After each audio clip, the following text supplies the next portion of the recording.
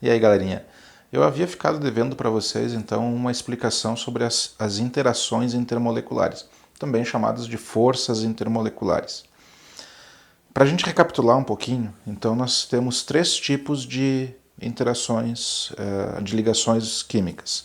Ligação covalente, ligação iônica e ligação metálica. Tanto na metálica quanto na iônica, existe a presença de um metal. Até ele está aqui, marcadinho aqui, para não deixar ele de fora.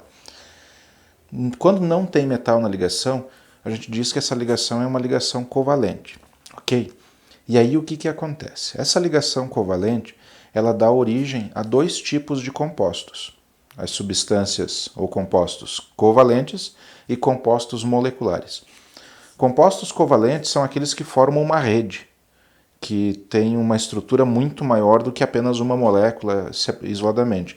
Então, um exemplo disso é o grafite, o próprio diamante, o vidro tem rede covalente. Então, são substâncias covalentes. E existem as substâncias moleculares. As substâncias moleculares, elas são substâncias que existem na sua forma unitária uma molécula. E ela se apresenta nos três estados, sólido, líquido ou gasoso. O que depende, então, a existência de um estado, por exemplo, a 25 graus Celsius, essa substância ser um sólido, um líquido ou um gasoso? Tudo depende, então, da interação que ocorre entre as moléculas. E essas interações que ocorrem entre moléculas, a gente chama de interações intermoleculares, tá? Ou forças intermoleculares. Existem três tipos de força intermolecular: o dipolo induzido, o dipolo permanente e a ligação de hidrogênio. O dipolo induzido também é chamado, anota aí, dipolo instantâneo, forças de dispersão de London, igual Londres, London, e forças de Van der Waals. Então essas quatro nomenclaturas são a mesma coisa. Então dipolo induzido, dipolo instantâneo, London ou Van der Waals. Essas quatro aí designam a mesmo tipo de interação. Existe o dipolo permanente, que é um dipolo que ocorre sempre em moléculas polares, e existe a ligação de hidrogênio, que é um dipolo punk, um dipolo fortão, que é um dipolo que faz com que as moléculas se unam com mais força. Então a gente chama ela de ligação de hidrogênio. O que isso interfere? Lá atrás vocês estudaram polaridade das moléculas. Então você sabe quando uma molécula é polar ou apolar. Só para recapitular um pouquinho, moléculas polares são aquelas que têm polos, o nome já diz, ou seja, que a nuvem eletrônica, aquela aura que existe ao redor da molécula, ela fica deslocada para um lado ou para o outro. Aquele lado que recebe a nuvem eletrônica fica mais negativo, automaticamente gera um lado mais positivo, onde perdeu a nuvem eletrônica. Então você tem polo, negativo, positivo. Quando a molécula é apolar, significa que essa nuvem eletrônica, essa aura, ela fica bem distribuída ao redor da molécula. Só que ela fica distribuída quando essa molécula está no estado gasoso isolado. O que vai acontecer se você pegar uma molécula apolar e aproximar de outra molécula apolar? A nuvem eletrônica de uma não quer ficar perto da nuvem eletrônica da outra. Então ela vai deslocar. Ela vai induzir a presença de um polo. Só que esse polo é fraco. Então é um tipo de interação fraca, que ocorre só com a aproximação das moléculas. Ok? E tem a ligação de hidrogênio. A ligação de hidrogênio ocorre sempre que o hidrogênio estiver ligado a três elementos na molécula: flúor, oxigênio ou nitrogênio, um desses três. A gente chama de ligação hidrogênio afon: flúor, oxigênio e nitrogênio. Até eu coloquei aqui também. Ok? O que acontece com essa ligação? Ela é um dipolo permanente, normal, só que é um dipolo mais forte. E por ser mais forte, a gente acaba então tratando ele de uma forma diferenciada. E essa forma diferenciada é então a ligação de hidrogênio, que é uma ligação mais forte. Ok? Então eu montei para vocês aqui essa estrutura que ajuda a gente a entender um pouquinho. Primeira pergunta que a gente faz: tem metal na fórmula? Se tem, forças iônicas. E aí a gente tem a ligação metálica e a ligação iônica. Não tem? Opa, não tem, então a gente vai para cá. É polar?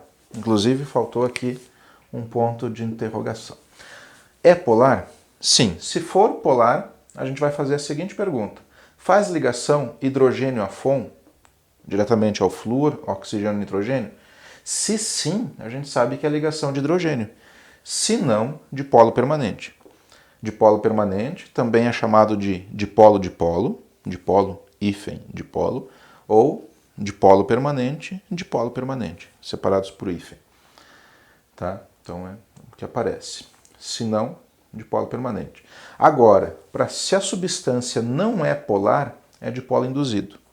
Tá? Então vamos pensar. Forças iônicas, só para ligações metálicas e ligações iônicas. Quando não tem metal, ela pode ser uma dessas três, dipolo induzido, dipolo permanente ou ligação de hidrogênio. Quem é quem? Dipolo induzido ocorre em moléculas apolares. É a menor das forças, né? Aumento de temperatura de ebulição. Tanto que as substâncias de dipolo induzido, que apresentam dipolo induzido, e tem massa molar baixa, porque, por exemplo, o plástico, ele é sólido na temperatura ambiente e é dipolo induzido. Mas por que ele é sólido, então? Porque a molécula é muito grande. Moléculas menores que têm dipolo induzido são gases, O2, gás oxigênio que a gente respira, o gás metano, os gases do botijão de gás, o propano e butano. Tá?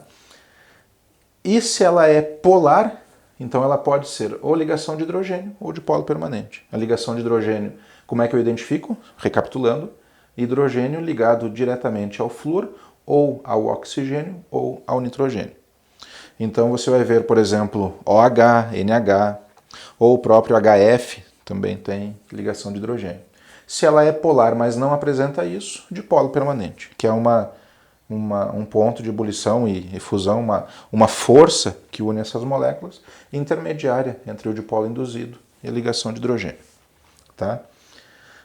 Eu coloquei aqui, ó, aumento da temperatura de ebulição e fusão, logicamente, também. Então, dipolo induzido é a mais fraca, dipolo permanente é um pouquinho mais forte já, ligação de hidrogênio forte e forças iônicas muito forte. Então, tanto que, por exemplo, forças iônicas, sal de cozinha derrete a 802, ferro derrete a 1536. Então, olha quanto é alto esse ponto de fusão e ponto de ebulição, consequentemente. Ligação de hidrogênio e dipolo permanente. Veja só, nós temos duas substâncias, vou fazer aqui embaixo, H2S e H2O. São duas substâncias em que existe dois hidrogênios e um elemento do grupo 16. H2S, sulfeto de hidrogênio, ele tem um ponto de ebulição de menos 60 graus Celsius, enquanto que a água é 100 graus Celsius. Veja, tem 160 graus entre uma e a outra. A massa molar delas é muito similar, do peso delas. O que muda entre elas? É que aqui é dipolo permanente, porque não tem HS, não tem o S na nossa listinha. E H2O é ligação de hidrogênio. Então, o fato de ter ligação de hidrogênio na água e não ter no H2S é o que faz essa diferença toda no ponto de ebulição das moléculas. E o dipolo induzido, como eu falei, moléculas apolares. O2, N2, H2, todas moléculas apolares. CH4, CCl4. Então, são substâncias que têm baixos pontos de fusão e ebulição. Normalmente gases. Nem sempre, mas normalmente. Tá bom? Espero que tenha sido útil esse vídeo. Daí eu fico aguardando agora, né, um feedback de vocês. Se tem alguma dúvida, se tem alguma questão a perguntar, fiquem à vontade nas nossas aulas, tá? Ou me coloco à disposição também de outras formas, pelo WhatsApp, respondendo esse vídeo aqui no YouTube ou de alguma forma, tá? Belezinha? Muito obrigado e até mais.